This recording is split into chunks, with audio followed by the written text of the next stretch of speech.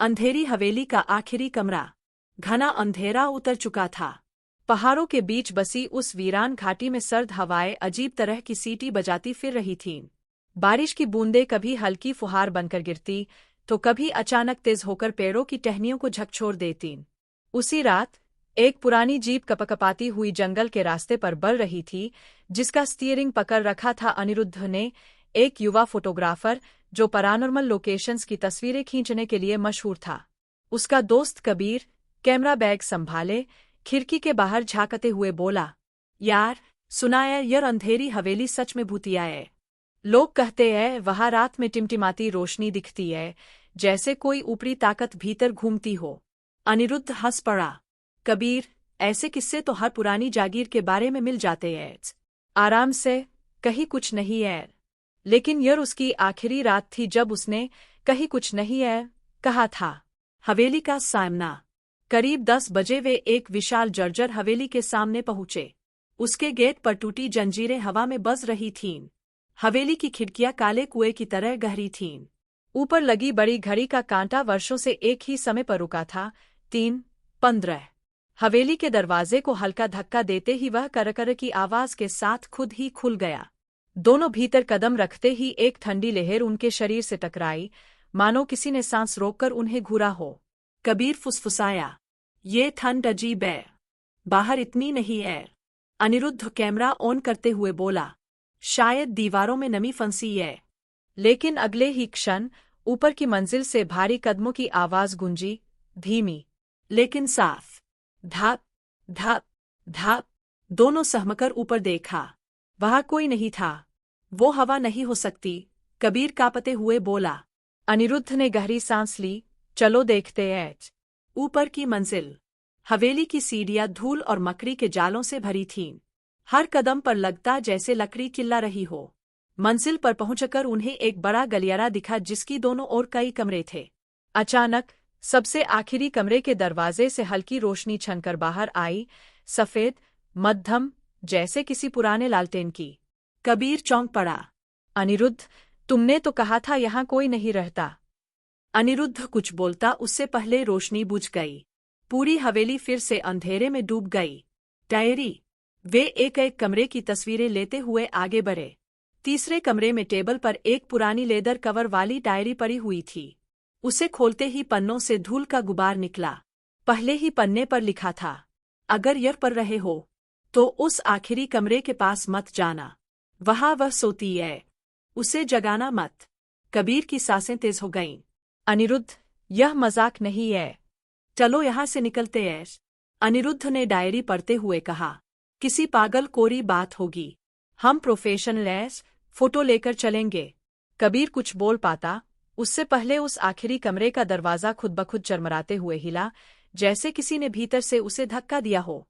कमरे का दरवाजा। दोनों धीरे धीरे उस कमरे के पास पहुंचे। दरवाजे पर पुराने खून जैसे भूरे धब्बे थे। अनिरुद्ध ने दरवाजे को हाथ लगाया और धक्का दिया। दरवाजा चीखता हुआ खुला। कमरा बिल्कुल खाली था। बस केंद्र में एक पुरानी लकड़ी की आयुला कुर्सी रखी थी जो अपने आप हिल रही थी। आगे पीछे, आगे पीछे। कबीर का कैमरा कांपने लगा। अनिरुद्ध ने फोटो खींचने के लिए कैमरा उठाया, तभी ह्यूला कुर्सी अचानक ठहर गई, जैसे किसी अदृश्य ने उसे पकड़ लिया हो। कमरे में तापमान और गिर गया। सफेद धुंध जैसा कुछ फर्श पर फैला और धीरे धीरे एक आकृति में बदलने लगा। दोनों ने देखा, एक सफेद साड़ी वाली औरत, जिसका चेहरा काला धुंधला था, आंखों की जगह गहरी खाई जैसी खोर। कबीर चीखा, भगवान के लिए भाग चलो। लेकिन औरत की आवाज कमरे में गूंजी, ठंडी पर भारी, तुमने मुझे जगा दिया। भागने की कोशिश। अनिरुद्ध ने कबीर का हाथ पकड़कर भागने की कोशिश की, पर गलियारे की हवा भारी हो गई। ऐसा लगा जैसे हवेली स्वयं उन्हें रोक रही हो। दरवाजा अचानक जोर से बंद हो गया। दरवाजे पर खुद ब खुद उभरती लकीरें दिखाई देने लगीं, एक के बाद एक, मानो किसी ने नाखून से खरोंच बना दी हो। कबीर ने घबराकर कहा, हम मर जाएंगे। अनिरुद्ध, कुछ करो। अनिरुद्ध याद करने लगा कि डायरी में कुछ और लिखा था। वह तुरंत वापस उसी कमरे में पहुंचा जहां डायरी मिली थी। पन्ने पलटे, एक पन्ना आधा फटा था लेकिन उस पर लिखा था, वह अपनी तस्वीरें वापस चाहती है। जो कोई उसकी छवि कैद करे, वह उसे कभी जाने नहीं देती। कबीर को याद आया कि उसने उस भूलती कुर्सी वाली औरत की फोटो खींची थी।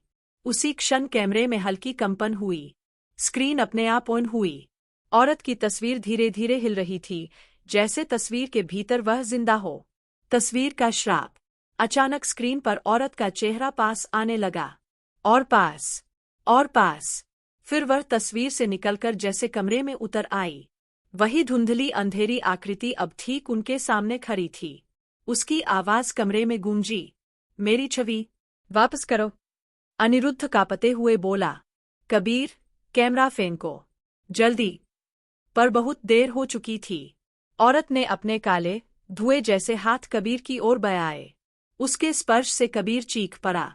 उसका शरीर कांपने लगा, चेहरा पीला पड़ गया, जैसे उसकी आत्मा खींची जा रही हो। अनिरुद्ध ने हिम्मत जुटाकर कैमरा जमीन पर पटका। कैमरा टूटते ही स्क्रीन फट गई और तस्वीर गायब हो गई। औरत का स्वर एकदम ऊंचा हुआ, गुस्से और दर्द से भरा। तुमने उसे छिपा दिया। कमरा कांपने लगा। पूरा हवेली हिलने लगी। दीवारों से आवाजें आने लगीं, रोने की, चीखने की, किसी के खुरचने की। आखिरी पल। अनिरुद्ध कबीर को खींचते हुए बाहर भागा। एक खिड़की से कूदकर दोनों बरसती बारिश में आ गिरे।